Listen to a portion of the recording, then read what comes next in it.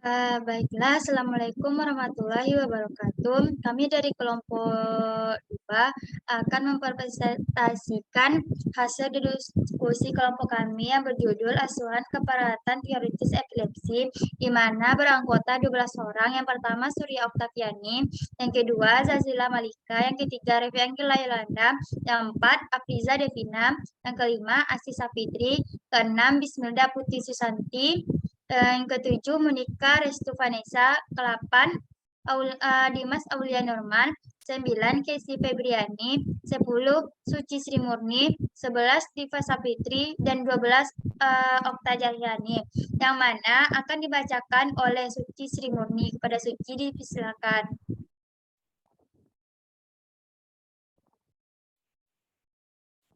Asuhan keperawatan teoritis epilepsi yang pertama yaitu pengertian epilepsi.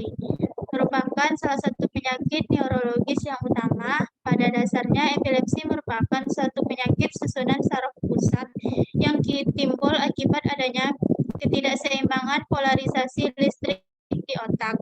Ketidakseimbangan polarisasi listrik tersebut terjadi akibat adanya fokus-fokus iritatif pada neuron sehingga menimbulkan letupan muatan listrik spontan yang berlebihan dari sebagian atau seluruh daerah yang ada di dalam otak.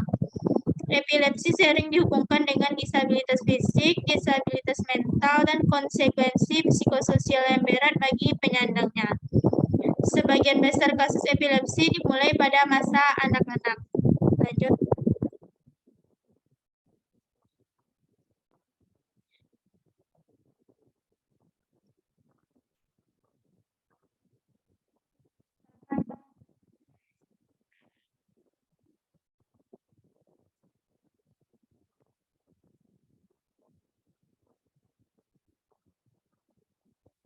Sedangkan status epileptikus adalah kondisi kejang berkepanjangan mewakili keadaan darurat medis dan neurologis utama. Kita masuk ke klasifikasi. Epilepsi membuat suatu klasifikasi mengenai kejang dan membagi kejang menjadi dua golongan, yaitu serangan parsial dan serangan umum. Serangan parsial dimulai pada suatu area fokal di korteks cerebri, sedangkan serangan umum dimulai secara simultan di kedua hemisfer. Lanjut.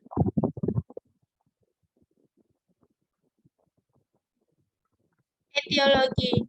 Penyebab spesifik dari epilepsi yaitu yang pertama, adanya kelainan yang terjadi selama perkembangan janin atau kehamilan ibu, seperti ibu menelan obat-obat tertentu yang dapat merusak otak janin sehingga mengalami infeksi, dan juga minum alkohol atau mengalami cedera dan mendapat terapi radiasi.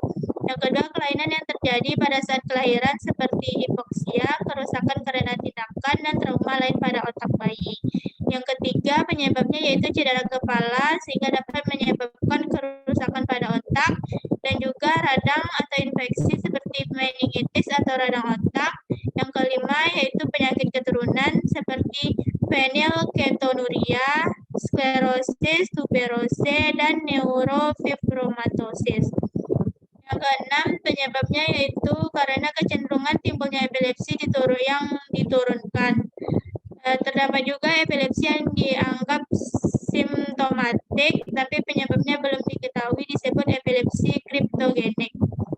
Kemudian kita masuk ke manifestasi klinis, yaitu dapat berupa kejang-kejang, gangguan kesadaran atau gangguan penginderaan. Yang kedua, kelainan gambaran EEG. Yang ketiga, tergantung lokasi dan sifat fokus epileptogen. Yang keempat, mengalami aura yaitu suatu sensasi tanda sebelum kejang epileptik. Yang kelima, satu atau kedua mata dan kepala bergerak menjauhi sisa fokus. Yang keenam, menyadari gerakan atau hilang kesadaran.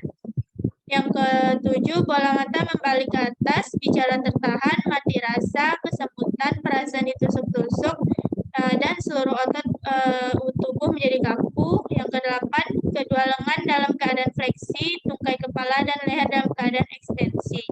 Apnu, gerakan tersentak-sentak, mulut tampak berbusa, refleks menelan hilang, dan saliva meningkat. Lanjut. Komplikasi epilepsi. Epilepsi juga dapat menimbulkan komplikasi yang mengancam jiwa seperti status epileptikus, ditandai dengan kejang berulang dan penderita tidak sadar sepenuhnya di antara jeda waktu kejang. Kondisi ini bisa meningkatkan risiko terjadinya kerusakan otak permanen bahkan kematian. Patofisiologinya yaitu berasal dari sekelompok sel neuron abnormal di otak yang melepas muatan secara berlebihan dan hipersinkron. Sedangkan farmakologinya untuk lini pertama yaitu carbamazepin untuk kejang tonik-klonik dan kejang vokal.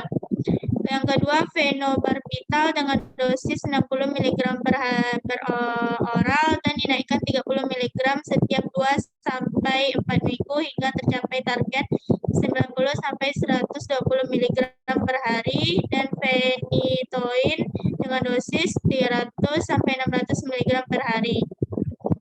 Ini kedua yaitu topiramen efektif untuk kejang tonik klonik generalisata, kejang parsial, kejang generalisata, kejang absas dengan dosis inisial 1. Kemudian 3 mg per kilogram berat badan per hari dinaikkan perlahan dengan interval 1 sampai 2 minggu. Untuk pemeriksaan penunjangnya yaitu kita menggunakan tes laboratorium yaitu darah hematologi lengkap, ureum, dan kreatinin. Ada juga ronsen toraks, MRI kepala, CT scan kepala, elektrodiagnosis, dan juga EEG rutin, EEG deprivasi tidur, EEG monitoring, pemeriksaan neurobehavior. Untuk penata laksanaannya memiliki 3 tujuan utama yaitu menghilangkan kejang atau mengurangi frekuensinya semaksimal mungkin untuk menghindari efek samping yang terkait dengan pengobatan jangka panjang dan untuk membantu pasien dalam mempertahankan atau memulihkan penyesuaian psikososial. Evaluasi TTP serta penilaian airway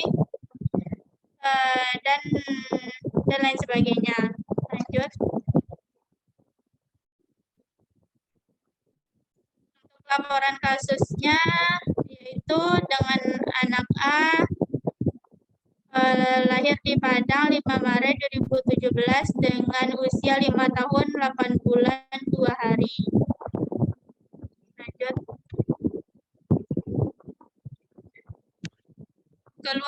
Untuk keluhan utama ini biasanya berisi alasan masuk, cara masuk. Biasanya pasien epilepsi mengalami panas meninggi disertai kejang atau hipertermi sehingga dibawa ke rumah sakit. Untuk riwayat kehamilan dan kelahirannya berisi pemeriksaan kesehatan ibu hamil seperti prenatal, intranatal, dan postnatal.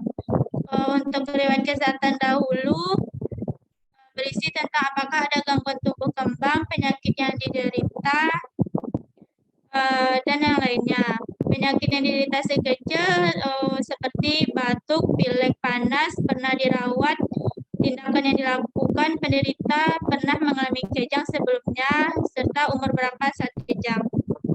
Untuk riwayat kesehatan sekarang, biasanya berisi tanggal mulai sakit, mulai dilakukan pengkajian, apa yang dikeluhkan, mulai dari alasan masuk sampai keluhan saat ini, lamanya, faktornya, dan upaya untuk mengurangi, dikirim oleh, dan menanyakan tentang keluhan yang dialami, mulai dari panas, kejang, kapan terjadi, berapa kali, dan keadaan sebelum, selama, dan setelah kejang. Untuk riwayat kesehatan keluarga, seperti penyakit ayah, ibu, saudara kandung, anggota keluarga yang pernah diderita atau serta dideritanya. Untuk riwayat kesehatan lingkungan, kemungkinan bahaya akibat polusi, tempat bermain terdekat, lingkungan rumah klien akan mempengaruhi kesehatannya. Bagaimana keadaan lingkungan akan mengakibatkan gangguan kesehatan. Untuk riwayat psikososial, berisi suasana hati ibu. Peran terhadap keluarga akan menurun yang diakibatkan oleh adanya perubahan kesehatan sehingga dapat menimbulkan psikologis klien dengan timbul gejala-gejala yang dialami di dalam proses penerimaan terhadap penyakitnya. Kemudian untuk riwayat tumbuh kembangnya memiliki gangguan pada perilakunya, yaitu pengaruh epilepsi pada tumbuh kembang anak terlihat adalah kurangnya antusiasme, masalah perilaku seperti ledakan emosi, anak lebih mudah marah, kemudian gangguan kecemasan, frustasi, perilaku impulsif, hingga keengganan untuk bersosialisasi karena malu atau merasa terisolasi dari teman sebayanya. Untuk gangguan kesehatan fisik, pada kebanyakan kasus, pengaruh epilepsi pada tumbuh kembang fisik anak tidak begitu terlihat. Beberapa anak penderita epilepsi tidak akan mengalami gejala fisik selain kejang. Sementara yang lain mungkin akan sering mengalami kelelahan dan kekurangan energi karena gangguan tidur atau setelah pemulihan kejang, dan juga gangguan belajar. Episode kekambuhan epilepsi yang terjadi sangat sering, baik yang disadari maupun tidak, dapat mempengaruhi perkembangan otak anak. Kemudian kita masuk ke pola kebiasaan sehari-hari. Biasanya berisi frekuensi jenis makan, makan yang disenangi, alergi, waktu makan, dan jumlah minum per hari. Biasanya klien kesukaran menelan, kaji frekuensi jenis pantangan nafsu makan berkurang dan nafsu makan pasien menurun. Untuk pola tidurnya, biasanya berisi lama tidur, mimpi, kebiasaan anak, kebiasaan membuat anak nyaman saat tidur. Biasanya klien mengalami gangguan waktu tidur karena panas yang meninggi. Untuk pola aktivitas, biasanya anak yang mengalami epilepsi mengalami gangguan dalam melakukan aktivitas. Untuk pola kebersihan diri masih dibantu oleh ibu, pola eliminasi, BAB, dan juga BAK-nya. Untuk pemeriksaan fisiknya, keadaan umum klien mengalami epilepsi biasanya mengalami hilangnya kesadaran selama beberapa detik, mengedip-ngedip, serta pandangan yang kosong. Anak-anak yang mengalami kejang ini tidak akan sadar atau ingat akan apa yang terjadi saat mereka kejang. Lingkar kepala normal, tekstur biasanya normal. Pada klien yang mengalami epilepsi, biasanya klien mengeluhkan nyeri oleh karena adanya spasmi atau penekanan pada tulang temporal.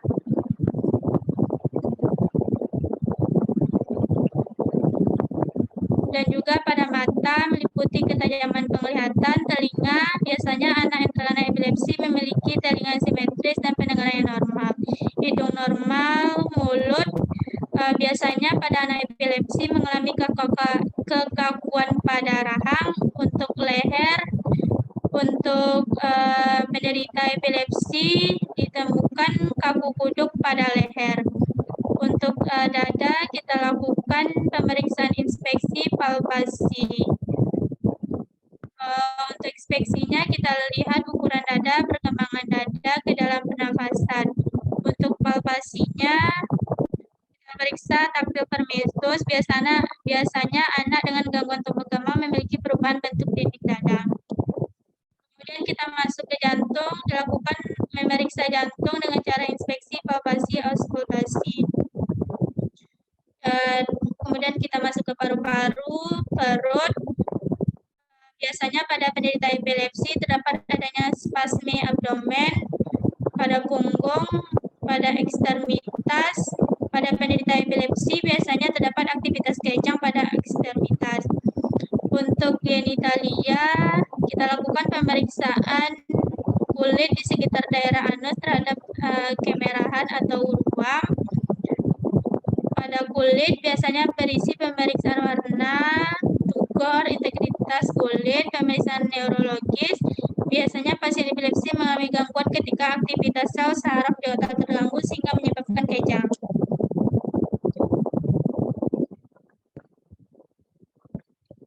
Untuk pemeriksaan tumbuh kembang, kita menggunakan Denver Development Screening Test atau DDST. Untuk digunakan secara luas untuk menilai kemajuan perkembangan anak. Untuk status nutrisi, kita lakukan penilaian status gizi, dilakukan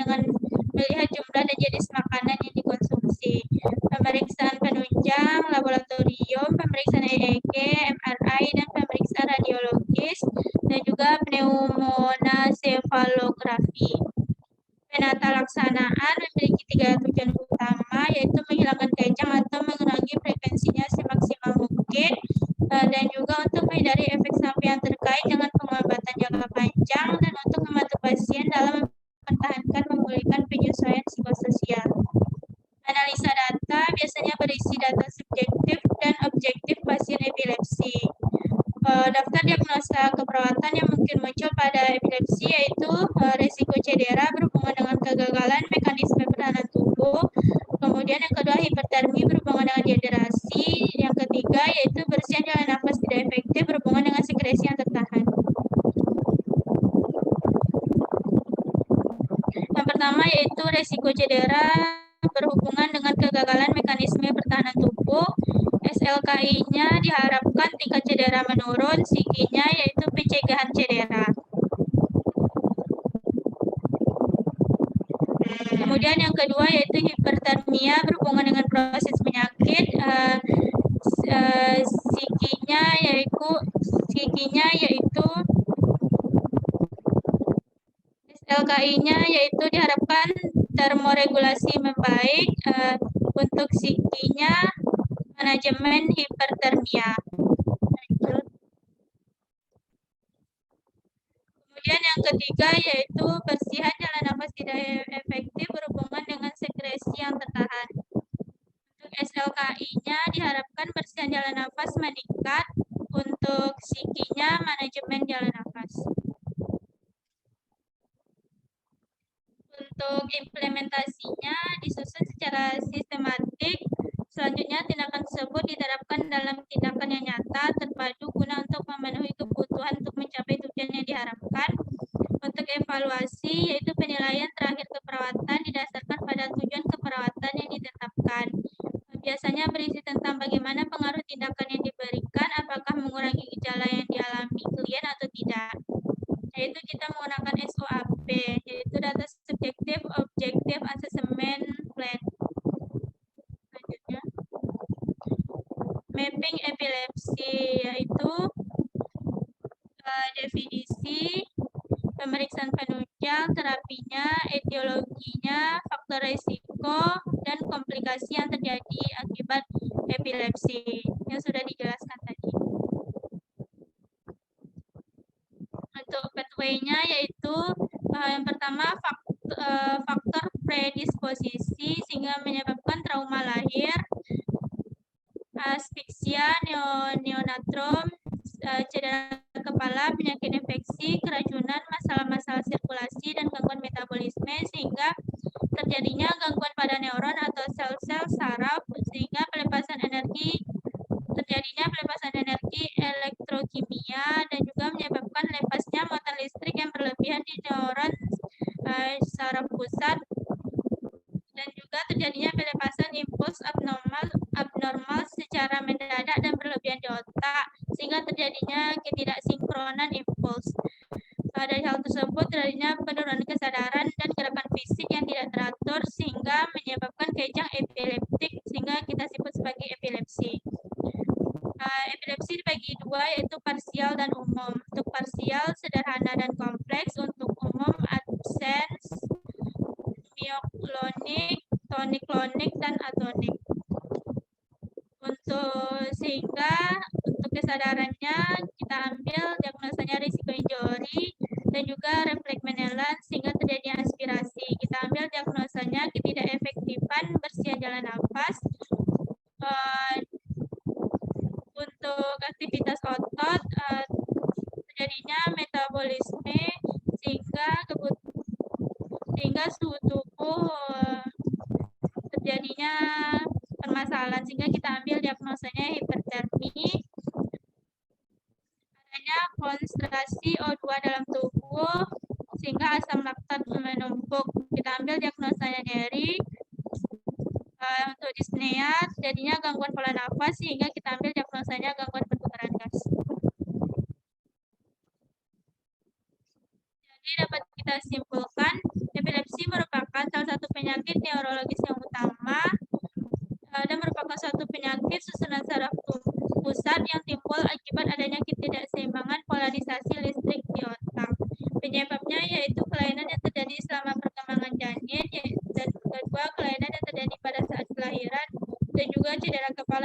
menyebabkan kerusakan pada otak. Baiklah, yaitu yang dapat kami jelaskan tentang epilepsi dari kelompok 2. Sekian.